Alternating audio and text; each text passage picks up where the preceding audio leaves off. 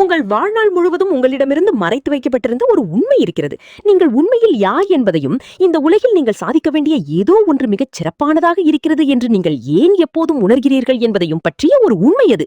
நீங்கள் 1961க்கும் 1990க்கும் இடைப்பட்ட காலத்தில் பிறந்தவர் என்றால் இதை நீங்கள் மிக கவனமாக கேட்க வேண்டும். நீங்கள் இங்கு தற்செயலாக வந்து சேரவில்லை. இந்த பூமி பந்தில் ஏதோ ஒரு பிரம்மாண்டமான நிகழ்வு நடைபெறவிருக்கிறது என்பதை உங்கள் ஆன்மா அறிந்திருந்ததாலேயே சரியாக இந்த காலகட்டத்தில் பிறக்க வேண்டும் என்று நீங்களே தேர்ந்தெடுத்தீர்கள். அதற்கான காரணம் என்ன என்பதை நான் இப்போது உங்களுக்கு விளக்கப் போகிறேன். 1961க்கும் 1990க்கும் இடைப்பட்ட காலத்தில் பிரபஞ்சம் ஒரு பிரபஞ்ச சாளரத்தை, காஸ்மிக் விண்டோவை திறந்தது. ஆயிரக்கணக்கான ஆண்டுகளாக நிகழாத ஒரு அரிய நிகழ்வு அது. ஆன்மீக ஜோதிடர்கள் இதை பரிமாண நுழைவாயில், டைமென்ஷனல் போர்ட்டல் என்று அழைக்கிறார்கள். குவாண்டம் விஞ்ஞானிகள் இதை அரிய ஆற்றல் சார் சீரமைப்புகள், எனர்ஜெட்டிக் அலைன்மெண்ட்ஸ் என்று குறிப்பிடுகிறார்கள். ஆனால் உண்மையில் முக்கியமானது என்னவென்றால் இதுதான். ஒரு காலத்தில் நீங்கள் பண்டைய ஆலயங்களில் ஒரு பூசாரியாக திகழ்ந்தீர்கள். இப்போது நம்மால் சாத்தியமற்றது என்று கருதப்படும் அறிவியலை தங்கள் கட்டுப்பாட்டில் வைத்திருந்த சமூகங்களில் ஒரு காலத்தில் நீங்கள் நோய் தீர்ப்பவராக வாழ்ந்தீர்கள். வரலாற்று புத்தகங்களிலிருந்து வேண்டுமென்றே அழிக்கப்பட்ட ஞானச் செல்வங்களை பாதுகாத்து வந்த ஒரு பாதுகாவலராகவும் நீங்கள் ஒரு காலத்தில் இருந்தீர்கள். அட்லாண்டிஸ், லெமூரியா, பண்டைய எகிப்து, சுமேரியா. நான் உங்களுக்கு சில தெளிவான அறிகுறிகளை தருகிறேன். முதலாவதாக, பண்டைய கலாச்சாரங்கள் மீது உங்களுக்கு எப்போதுமே விவரிக்க முடியாத ஒரு ஈர்ப்பு இருந்திருக்கிறது. நீங்கள் பிரமிடுகளையோ, பண்டைய கோவில்களையோ அல்லது மறைபொருள் சின்னங்களையோ காணும்போது உங்களுக்குள் ஏதோ ஒன்று ஒளிர்கிறது. இது வெறும் கல்வி சார்ந்த ஆர்வம் மட்டுமல்ல, இது ஓர் அங்கீகாரம். இது ஒரு பழைய புகைப்படத்தை பார்ப்பது போன்றது. உங்கள் பகுத்தறிவு மனம் இது சாத்தியமில்லை என்று சொன்னாலும் நீங்கள் ஏற்கனவே சென்றிருந்த ஓர் இடத்தை பார்ப்பது போன்றது. இரண்டாவதாக, நீங்கள் சில விஷயங்களை அசாதாரண வேகத்தில் கற்றுக்கொள்கிறீர்கள். அது ஆற்றல் சிகிச்சையாக இருக்கலாம், அது ஜோதிடமாக இருக்கலாம், அது ஆழ்ந்த தியானமாக இருக்கலாம், அது புனித சின்னங்களை புரிந்து கொள்வதாக இருக்கலாம். நீங்கள் கற்றுக்கொள்வதில்லை, நீங்கள் நினைவு கூர்கிறீர்கள். அதனால்தான் அது மிகவும் பரிச்சயமாக தெரிகிறது. அதனால்தான் படிப்பதற்கு முன்பே உங்களுக்கு எல்லாம் தெரியும் என்பது போல் உணர்கிறீர்கள். மூன்றாவதாக, தற்போது இல்லாத இடங்களை பற்றிய கனவுகள் உங்களுக்கு திரும்ப திரும்ப வருகின்றன. நீரில் மூழ்கிய கோவில்கள், படிக நகரங்கள், இன்றைய பூமியில் உள்ள எந்த இடத்துடனும் பொருந்தாத நிலப்பரப்புகள். இவை சாதாரண கனவுகள் அல்ல. அவை உங்கள் கடந்த கால வாழ்க்கையையும் நிகழ்கால வாழ்க்கையையும் பிரிக்கும் பரிமாண திரையின் வழியே கசியும் துண்டு துண்டான நினைவுகள். நான்காவதாக, இழந்த அறிவை பற்றி நீங்கள் நினைக்கும் போது வெளிப்படையான காரணமின்றி ஒரு உண்மையில் என்ன நடந்தது என்று நான் உங்களுக்கு சொல்கிறேன். நீங்கள் ஒரு வேறுபட்ட அதிர்வெண்ணில் இயங்கிக் கொண்டிருந்தீர்கள்.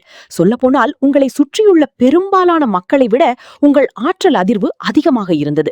நீங்கள் ஒரு அதிர்வெண்ணில் அதிர்ந்து மற்ற அனைவரும் வேறொரு அதிர்வெண்ணில் அதிர்ந்து கொண்டிருக்கும் போது வேறு யாரும் கேட்க முடியாத ஒரு நிலையத்திற்கு சரி செய்யப்பட்ட வானொலியைப் போல நீங்கள் உணர்கிறீர்கள். இது உங்கள் குழந்தை பருவம் மற்றும் இளமை பருவத்தில் நடந்த பல விஷயங்களை விளக்குகிறது. பெரிய குழுக்களில் நேரத்தை செலவழித்த பிறகு நீங்கள் அப்படி இல்லை. ஹாய், நீங்கள் சமூக விரோதி அல்ல. மேலோட்டமான உரையாடல்களையும் அர்த்தமற்ற தொடர்புகளையும் உங்களால் சகித்துக் கொள்ள முடியவில்லை, அவ்வளவுதான். மக்கள் வதந்திகளை பற்றியோ, நுகர்வோர் கலாச்சாரம் பற்றியோ, சமூக போட்டி பற்றியோ பேசும்போது உங்களுக்குள் ஏதோ ஒன்று அணைந்துவிடும். நீங்கள் கல்வியில் ஆர்வம் இருப்பது போல் நடித்தீர்கள். ஆனால் உங்கள் ஆன்மா இதெல்லாம் ஒரு பொருட்டல்ல, இதைவிட மிகச்சிறந்த விஷயங்கள் நடந்து கொண்டிருக்கின்றன என்று அலறியது. நீங்கள் சொல்வது சரிதான். மற்ற அனைவரும் இந்த அமைப்புக்குள் பொருந்துவதற்கும் விதிகளை கேள்வியின்றி பின்பற்றுவதற்கும் எல்லாவற்றை பற்றிய அதிகாரப்பூர்வமான கதையை ஏற்றுக்கொள்வதற்கும் பழக்கப்படுத்தப்பட்டுக் கொண்டிருந்த போது உங்களுக்குள் அணைக்க முடியாத ஒரு பொய் கண்டறியும் கருவி இருந்தது. நீங்கள் முரண்பாடுகளை கவனித்தீர்கள். சமூக முகமூடிகளை நீங்கள் ஊடுருவி பார்த்தீர்கள். யாராவது சரியான வார்த்தைகளை சொன்னாலும் அவர்கள் போலியாக நடந்து கொள்கிறார்கள் என்பதை உங்களால் உணர முடிந்தது. அந்த உணர்திறன் ஒரு வரம், ஆனால் அது ஒரு சாபம் போல் உணர்ந்தீர்கள். ஏனென்றால் அது எல்லாவற்றையும் கடினமாக்கியது. உங்களுக்கு சொல்லப்பட்டதை அப்படியே ஏற்றுக்கொண்டு உங்களால் நகர முடியவில்லை. நீங்கள் கேள்வி கேட்க வேண்டியிருந்தது. நீங்கள் புரிந்து கொள்ள வேண்டியிருந்தது. நீங்கள் இன்னும் ஆழமாக செல்ல வேண்டியிருந்தது. பள்ளியில் உங்களுக்கு பிரச்சனைகள் இருந்திருக்கலாம். நீங்கள் முட்டாளாக இருந்ததால் அல்ல, முற்றிலும் நேர்மாறாக. அந்த இறுக்கமான மற்றும் காலாவதியான கல்வி முறைக்கு நீங்கள் மிகவும் புத்திசாலியாக இருந்தீர்கள். நீங்கள் வித்தியாசமாக கற்றீர்கள். நீங்கள் நேர்கோட்டில் அல்லாமல் ஒரு நேர்கோட்டில் சிந்திக்கும் விதத்தில் சிந்தித்தீர்கள். ஆசிரியர்கள் காணாத தொடர்புகளை நீங்கள் கண்டீர்கள். உங்கள் உள்ளுணர்வுகளை பகிர்ந்து கொள்ள நீங்கள் முயன்றபோது நீங்கள் அமைதியாக்கப்பட்டீர்கள், திருத்தப்பட்டீர்கள் அல்லது கேலி செய்யப்பட்டீர்கள். அதனால் உங்களிடம் ஏதோ தவறு இருப்பதாக நீங்கள் நம்பத் தொடங்கினீர்கள். ஒருவேளை நீங்கள் தகுதியற்றவராக இருக்கலாம். ஒருவேளை நீங்கள்தான் பிரச்சனையாக இருக்கலாம். அந்த செய்தியை நீங்கள் உள்வாங்கிக் கொண்டு பல ஆண்டுகளாக ஒருவேளை இன்று வரை கூட அதை சுமந்து வந்தீர்கள். ஆனால் யாரும் உங்களிடம் ஒருபோதும் சொல்லாத உண்மையை நான் உங்களுக்கு சொல்லப் போகிறேன். உங்களிடம் ஒருபோதும் எந்த தவறும் இருந்ததில்லை. பிரச்சனை ஒருபோதும் நீங்கள் அல்ல. பிரச்சனை என்னவென்றால், நீங்கள் ஒரு குறைந்த அதிர்வெண் அமைப்பில் வாழ முயற்சிக்கும் ஒரு உயர் அதிர்வெண் ஆன்மாவாக இருந்ததுதான். அது குண்டும் குழியுமான ஒரு மண் சாலையில் ஃபார்முலா 1 காரை ஓட்டுவது போல இருந்தது. கார் பழுதடையவில்லை, சாலைதான் போதுமானதாக இல்லை. நீங்கள் வித்தியாசமாக உணர்ந்தீர்கள், ஏனென்றால் நீங்கள் வித்தியாசமானவர். அந்த வித்தியாசம் ஒரு குறையல்ல, நீங்கள் இங்கு நிறைவேற்ற வந்த பணிக்கு உங்களை தகுதிப்படுத்துவது அதுதான். உங்களில் தாக்கத்தை ஏற்படுத்தி இருக்கக்கூடிய சில குறிப்பிட்ட அனுபவங்களை பற்றி பேசுவோம். உங்கள் குழந்தை பருவத்தில் உங்களால் விளக்க முடியாத விஷயங்களை பார்த்த அல்லது உணர்ந்த தருணங்கள் இருந்தன. ஒருவேளை நீங்கள் விசித்திரமான ஒலிகளை பார்த்திருக்கலாம். ஒருவேளை இரவில் உங்கள் அறையில் யாரோ இருப்பதை உணர்ந்திருக்கலாம். ஒருவேளை அது என்னவென்றே தெரியாமல் உடலுக்கு வெளியே நிகழும் அனுபவங்களை பெற்றிருக்கலாம். ஒருவேளை கனவுகளில் எதிர்காலத்தை பார்த்திருக்கலாம். பின்னர் நீங்கள் கனவு கண்டது போலவே அது நடந்திருக்கலாம். நீங்கள் பெரியவர்களிடம் சொன்னபோது அவர்கள் அதை குழந்தைத்தனமான கற்பனை என்று நிராகரித்தார்கள். நீங்கள் இல்லாததை இட்டுக்கட்டுகிறீர்கள் என்றும், அது வெறும் கனவு என்றும், அது உண்மையானது அல்ல என்றும் சொன்னார்கள். அதனால் அந்த அனுபவங்களை இனிமேலும் பகிர்ந்து கொள்ளக் கூடாது என்று நீங்கள் கற்றுக்கொண்டீர்கள்.